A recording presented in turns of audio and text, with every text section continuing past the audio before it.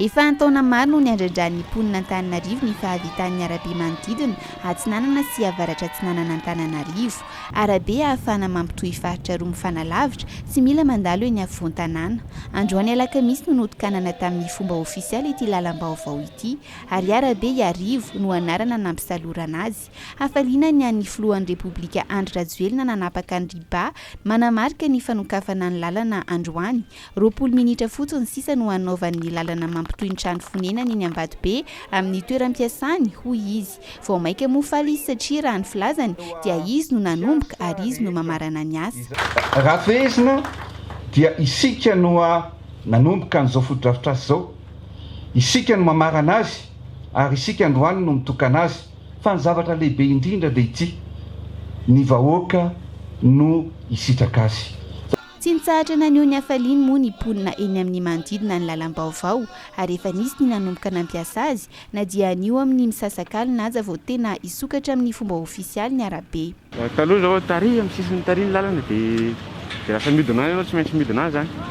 Dia tamin'izao izy to dia manitsy eto fotsiny, izay nefa iry ambony iry mipetraka dia milamina. 4 kilometatra mahery eo no halavan'ity lalana ity, miainga eo an-dranom-behivavy, afaka ny lalana mandalo an'ny Masay, ary tsy mifarana raha tsy eny amoronakona Ambohimangakely eny amin'ny bypass. Mandalo eo Niandrasana sy Ambohimahitsy ny arabe manodidina Atsinanana sy Avaratra Atsinanana. Lalan-droa andaniny sy ankilany no mandrafitra ny arabe, ahitana tetezana roa, fiantsonan'ny fiara mpitatitra iombonana 220, sampanana 4. Ahitana ihany koa sisin-dalana manokana ho an'ny mpitaingina bisikileta sy mpandeha an-tongotra. Misy irony tetezana miantona sy lalana manokana ahafahana miampita irony. Mampifandray ny lalam-pirenena faharoa sy fahatelo ny arabe manodidina Atsinanana sy Avaratra Atsinanana, fa arabe mifampitohy ihany koa amin'ny araben'ny Europa, izay efa vita tamin'ny taona 2024. Ny tanjona, hoy ny filohan'ny Repoblika, dia ny hanamaivana ny fifamoivoizana eto Antananarivo, ary manantena izy fa raha adiny roa ny mampitohy ny bypass amin'ny Ambohidratrimo teo aloha dia ahena ho 30 minitra izany sisa. Mbola ho avy eo koa ny fanarenana ny lalan'ny Masay sy ny fanamboarana lalana vaovao mampitohy ny lalan'ny Masay sy ny tobim-piantsonan'ny Maki eny Andotapenaka, lalana izay ifandray amin'ny lalam-baovao amboarina ary toy hatrany amin'ny tanàna vaovao Tanamasoandro. Misy ambony ny famatsim-bola dia fantatsika efa natomboka igny zao fanatsarana ny ery amin'ny mare Masay.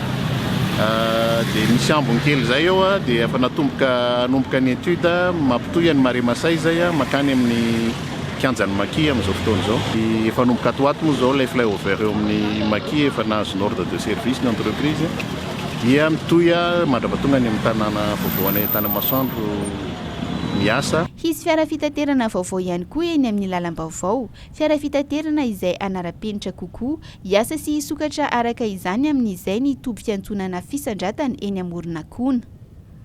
Io zany tsika tena eo mpanaovana azy mihitsy amin'izao fotoana zao, satria io zany tsy moramora, sy maintsy fampiresahana tsara mihitsy amin'ireo transporteur. Manao azy efa volana maromaro ny resaka miaraka aminy dia eo amin'ny fandaminana an'izany amin'izao fotoana zao, fa tsy hoe ela dia sokatra izay mahatonga an'ilay ligne ke hoe express tokoa manao Maki makao fisandratana. Rehefa hiasa hanampy ny lalam-baovao ny lalam-by ivezivezen'ny fiaran-dalam-by andrenivohitra sy ny lalan-tariby andehanan'ny fiaran-tariby mankeny amin'ny faritra avo dia iveriny filohan'ny Repoblika fa ho tanteraka ilay viny anaovana n'Antananarivo tanàn-dehibe sy renivohitra moderna.